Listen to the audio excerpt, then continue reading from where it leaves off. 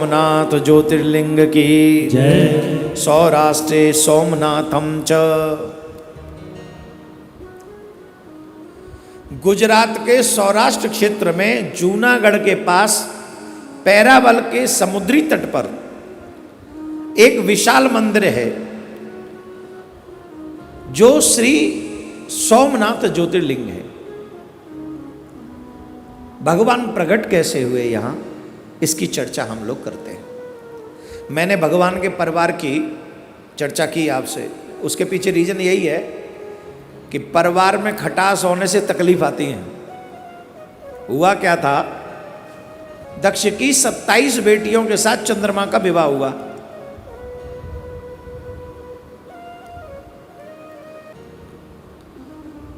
पर चंद्रमा में एक प्रॉब्लम थी। चंद्रमा को रोहिणी जो थी उससे चंद्रमा बहुत प्रेम करते थे। बाकी की जो और थी उनसे उनका प्रेम नहीं हो पाता था। स्वभाव है, रोहिणी के साथ उनका बड़ा प्रेम था चंद्रमा का।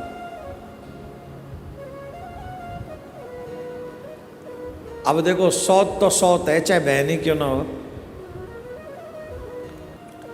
देवियां सब सह लेती हैं पर सौत नहीं सह पाते। ये कहती है कुछ भी कर ले, सौत मत लाना बस।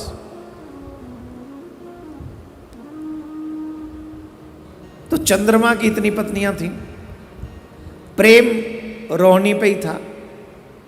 तो और जो स्त्रियां थीं वो जाकर अपने पिता दक्ष के पास गई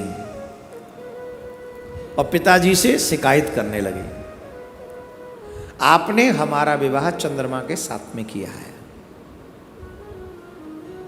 हम उन्हें अपने हृदय से खूब स्नेह करती हैं, खूब प्रेम करती हैं, परंतु तकलीफ यह है वो हम सबको छोड़कर अकेली रोहिणी से प्रेम करते हैं, अकेली रोहिणी का ध्यान रखते हैं, जो हमें अच्छा नहीं लगता, हमें उचित नहीं लगता। इसलिए आप हमारे पिता हैं, आप जाकर हमारे पति से चर्चा कीजिए। आप चर्चा करेंगे तो अवश्य वो सुनेंगे।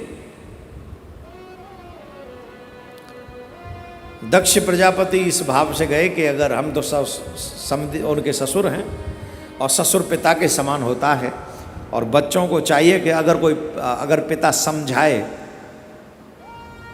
तो बच्चों को समझना चाहिए। दक्ष प्रजापति गए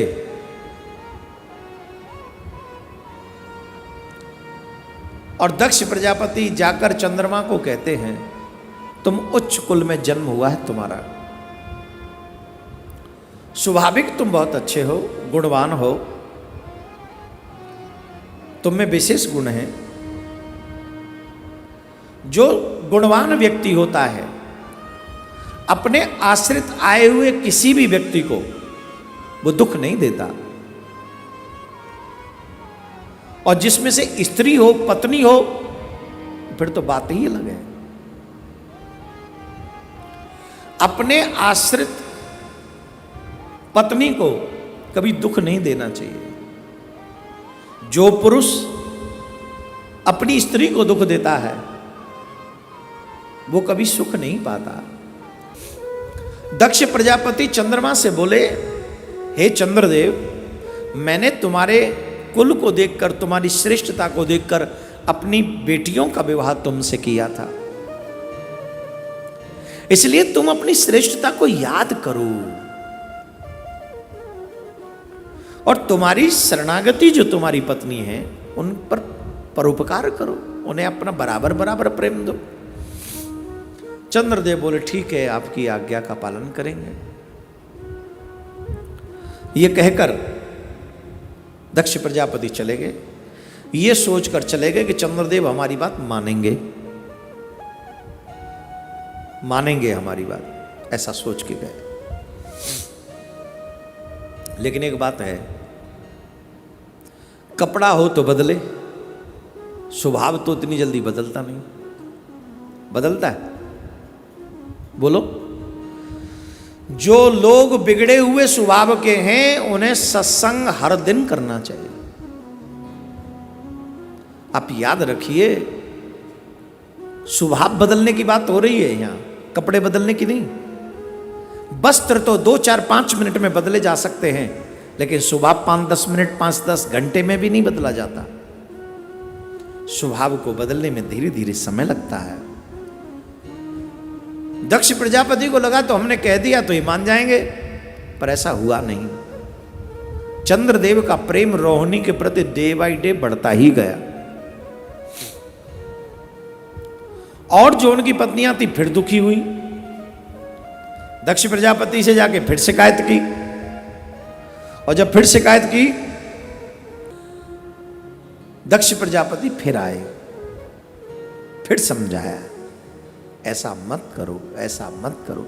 एक बार नहीं, कई बार समझा, और कई बार समझाने पर जब चंद्रदेव नहीं सुधरे, उनके स्वभाव में बदलाव नहीं आया, तो दक्ष प्रजापति ने क्रोधित होकर शाप दिया कि तुम्हें क्षय रोग हो जाए। क्या हो जाए? क्षय रोग हो जाए। और तत्क्षण वो रोग प्रारंभ भी हो गया। उसी समय वो रोग प्रारंभ हो गया। जब रोग प्रारंभ हुआ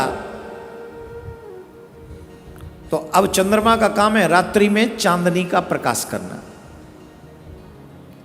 चंद्रमा बीमार हुए, क्षय रोग हुआ, तो अब तो मामला बिगड़ गया।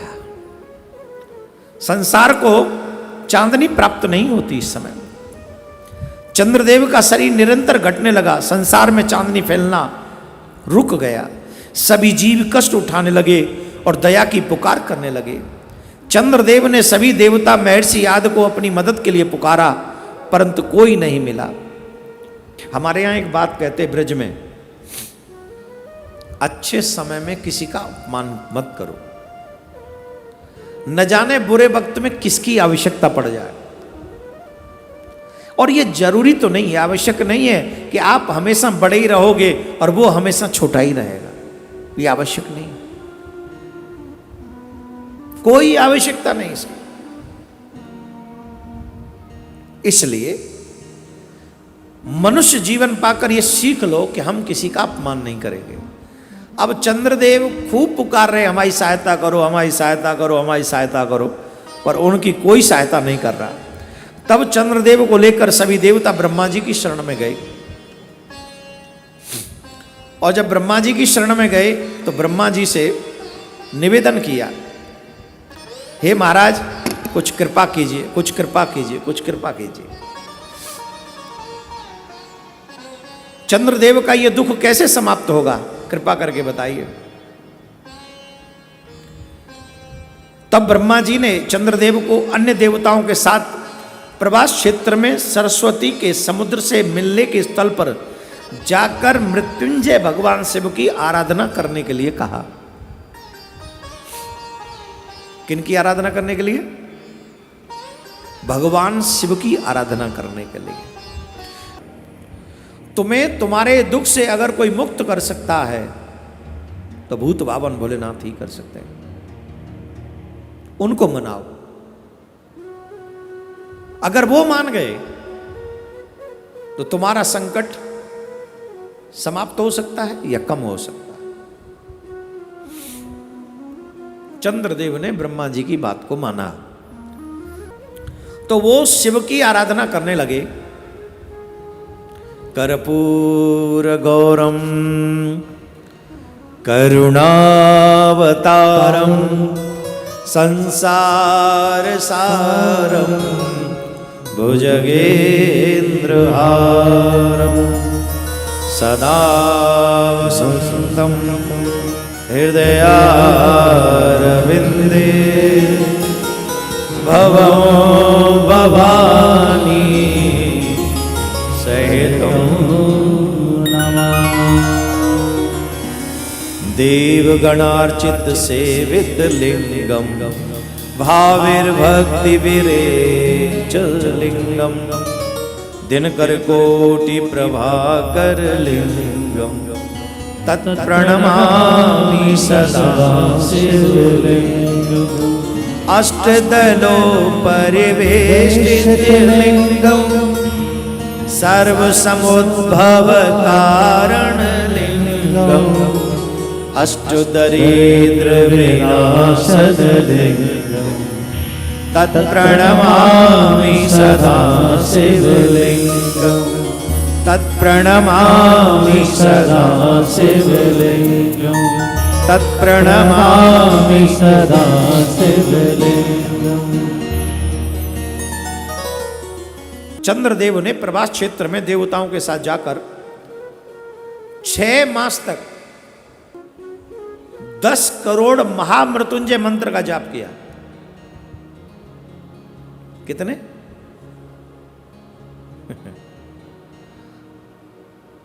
10 करोड़। तुम 1 करोड़ ही करके देख लो और फिर इसका असर देखो। 6 माह में 10 करोड़ महामृत्युंजय मंत्र का पाठ चंद्रदेव ने प्रभास क्षेत्र में रहकर किया। चंद्रदेव की आराधना से भगवान भोलेनाथ प्रसन्न हुए। बोलो शंकर भगवान की जय। ऐसे नहीं, जोर से बोलो, शंकर भगवान की जय। भगवान शंकर प्रसन्न हुए और मां पार्वती जी के साथ प्रकट हुए और चंद्रदेव को अमरता का वरदान प्राप्त किया, कराया कि तुम अमर रहोगे। दक्ष के शाप के कारण, दक्ष ने जो शाप दिया है उसके कारण तुम्हें एक पक्ष में घटना होगा और एक पक्ष में बढ़ना होगा, क्योंकि दक्ष के वचन को झूठा भी नहीं कर सकते। इसीलिए कृष्ण पक्ष में चंद्रमा की कलाएं घट जाती हैं और शुक्ल पक्ष में चंद्रमा की कलाएं, पूर्णिमा आने वाली है, पूर्णिमा के चांद को देखना कितना सुंदर होता है, पूर्ण चंद्र। लेकिन आजकल के चंद्रमा को देख लो, कहीं दिखाई नहीं पड़ता, घट गई ना कला। ये दक्ष का शाप है। यहां पर आप ये भी कह सकते हो, जो किसी का हक किसी को नहीं देता उसे ये करना पड़ता है, उसके साथ ऐसा होता है। घटा बढ़ाव, घटा बढ़ाव, घटा बढ़ाव, ये होगा। क्यों?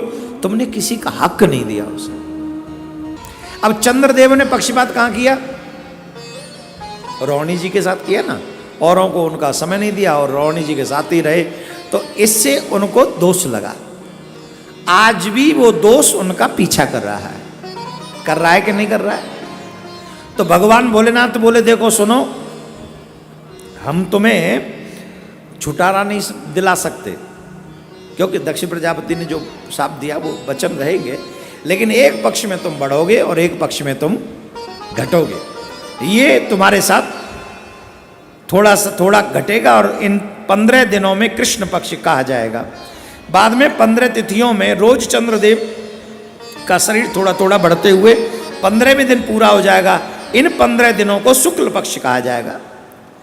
इस वरदान से चंद्रदेव का संकट टल गया और फिर समूचे जगत में चांदनी बरसाने लगे। इस दौरान चंद्रदेव और अन्य देवताओं ने भगवान भोलेनाथ से प्रार्थना की, हे नाथ, आप कृपा कीजिए। आपने कृपा करके प्रकट होकर हम सबको दर्शन दिया मां पार्वती जी के साथ में, तो आप एक कृपा कर दीजिए कि आप यहां मां पार्वती जी के समेत वास करें। देवताओं ने सभी ने प्रार्थना की और भगवान भोलेनाथ ने उसको स्वीकार कर लिया और उस ज्योतिर्लिंग को सोमनाथ ज्योतिर्लिंग कहा जाता है। ये प्रथम ज्योतिर्लिंग है। सोम चंद्रमा को कहते हैं। तो हम आज सोमनाथ ज्योतिर्लिंग को प्रणाम करते हैं। मानसिक हम यहां से उनका दर्शन करते हैं, उनको नमन करते हैं। बोलो सोमनाथ महादेव की जय।